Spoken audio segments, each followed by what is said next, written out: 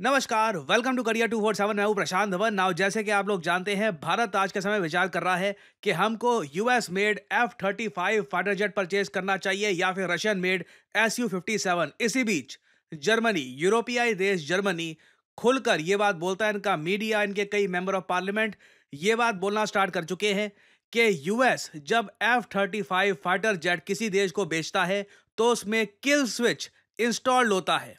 मतलब यूएसए के पास हमेशा पावर रहेगी कि कभी भी यूएस चाहे तो इस किल स्विच को दबाकर इस F-35 फाइटर जेट को बिल्कुल यूजलेस बना सकता है यूएस। तो बेसिकली आप इस फाइटर जेट को यूज कैसे करोगे, कब करोगे, हमेशा यूएस डिसाइड करेगा। यहां पर आप देख पाओगे, टेलीग्राफ का आर्टिकल आपको दिख जाएगा, F-35 kill switch could allow Trump now again.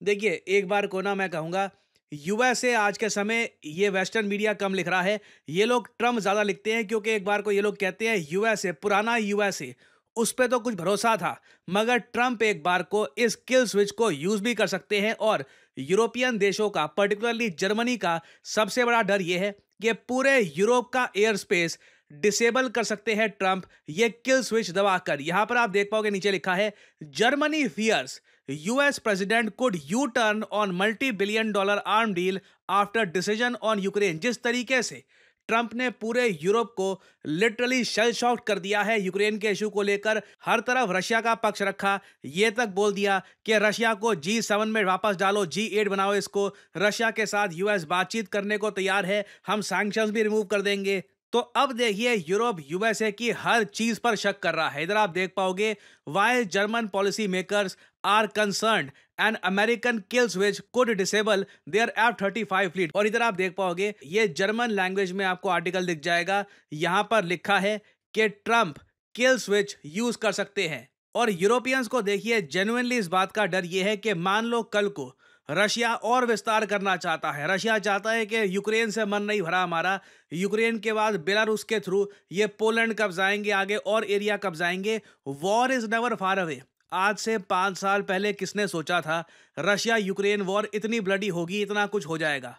Even आप अगर 1971 इंडिया पाकिस्तान वॉर देखो ना, उस वॉर से भी 1-2 साल पहले किसी को उम्मीद नहीं थी कि अचानक से वॉर स्टार्ट हो जाएगी और साउथ एशिया का मैप हमेशा के लिए बदल जाएगा। तो वॉर देखिए कभी भी हो सकती है, it can happen any time. और यूरोपियन देशों को डर इस बात का है कि जो ये किल स्विच है ना, ये यूरोपियन एयर डिफेंस को बिल्कुल बर्बाद कर देगा और फिर रशिया का Su-57 यूरोपियन कंट्रीज को आराम से डिफीट कर सकता है।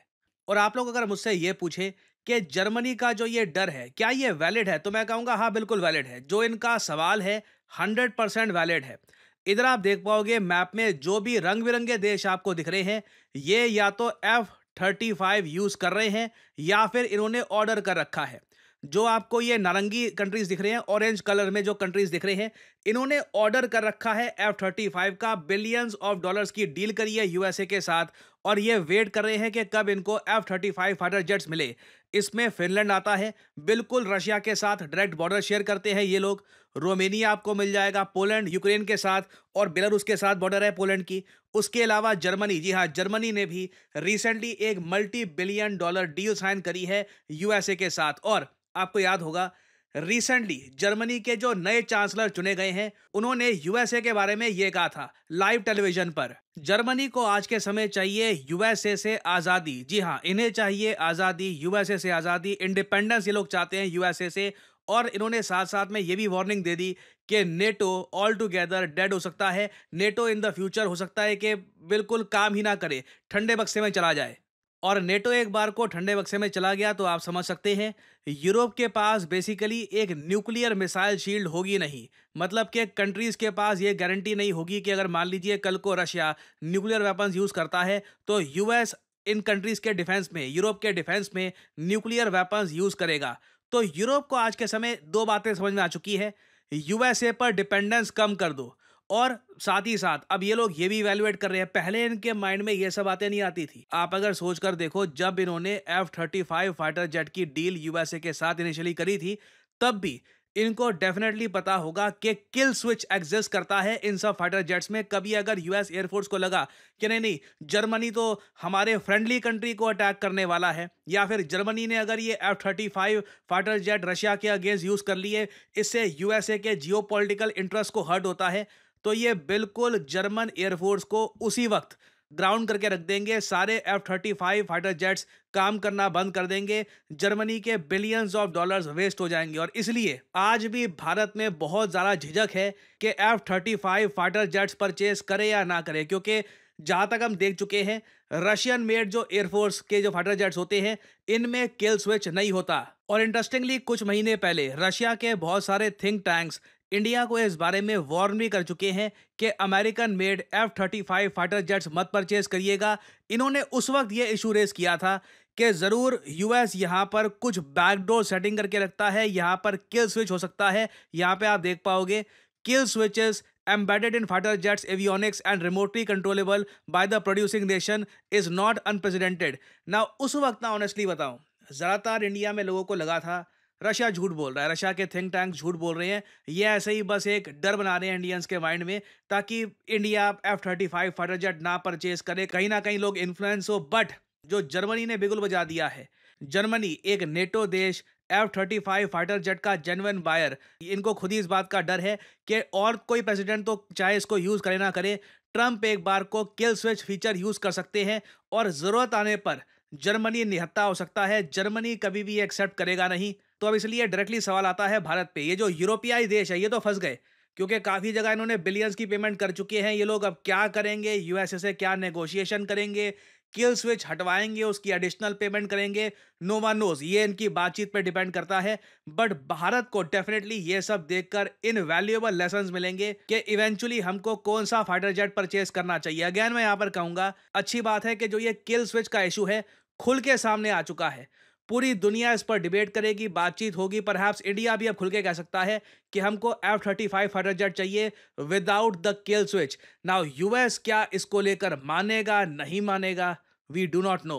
और फाइनली यहाँ पे आप लोगों से मैं सवाल पूछना चाहूंगा, सिंस जो ये किल स्विच वाला फीचर है अब खुल के डिस्कस हो रहा है, nothing is in the shadows now, अब खुलकर जर्मन मीडिया इनके इंग्लिश लैंग्वेज में सवाल रेज कर रहा है कि किल स्विच फीचर पूरे यूरोप को वीक कर सकता है अगेंस्ट रशिया। क्या ये सब देखने के बावजूद आप मानते हैं कि इंडिया को F-35 फाइटर जेट परचेज करना चाहिए, क्योंकि in the end F-35 fighter jet Su-57 से बेहतर स्टेल्थ फाइटर जेट है? लिखिएगा इसके बारे में कमेंट सेक्शन में, मैं जानना चाहूंगा आपका ओपिनियन। फाइनली आपसे पूछूंगा एक सवाल, हाल ही में एक देश है, यहां पर 500 किलो का मेटल ऑब्जेक्ट क्रैश कर गया है। इससे एक कंसर्न काफी हद तक जाग गया है कि अंतरिक्ष में जो इतनी सैटेलाइट्स हम भेज रहे हैं, ये कल को क्रैश करना शुरू कर देती हैं। जो रॉकेट्स हैं ये क्रैश होकर हमारी सिटीज पे गिरते हैं तो कितना नुकसान हो सकता है। तो यहाँ पे बताइए, हाल ही में ये 500 केजी की मेटल ऑब्जेक्ट अंतरिक्ष से किस देश पे गिरी है? ये है यहाँ पे आपकी ऑप्शंस, यूएसए, इंडिया, रशिया या केनिया। कमेंट सेक्शन में करिए उत्तर।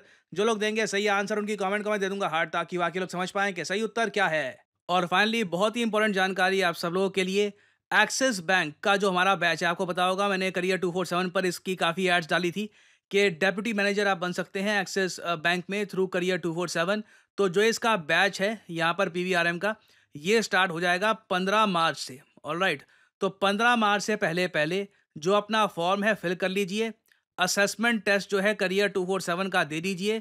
लिंक इसका आपको मिल जाएगा नीचे कमेंट सेक्शन में पिंड, और डिस्क्रिप्शन में भी इसका लिंक आपको मिल जाएगा, and you can do this. और मैं आपको बता दूं, ऑलरेडी करीब 15 लोग करियर 247 के थ्रू एक्सिस बैंक में डेप्यूटी मैनेजर बन चुके हैं। हम कोशिश करेंगे बहुत ही जल्द उनके टेस्टिमोनियल्स भी आपके लिए लेकर आएं। So this is a good opportunity for you all, जो लोग इंटरेस्टेड हैं, और अगेन अबव ऑल जो लोग यहाँ पर एलिजिबल हैं वही यहाँ पे अप्लाई करें। एलिजिबिलिटी के बारे में मैं आपको बता चुका हूँ, जो नीचे लिंक आपको मिलेगा वहां पर भी जो एलिजिबिलिटी है उसके पॉइंट्स आपको मिल जाएंगे। So good luck to you all. और इसी नोट के साथ ये है वीडियो का अंत। Thank you for listening and I always say may the gods watch over you.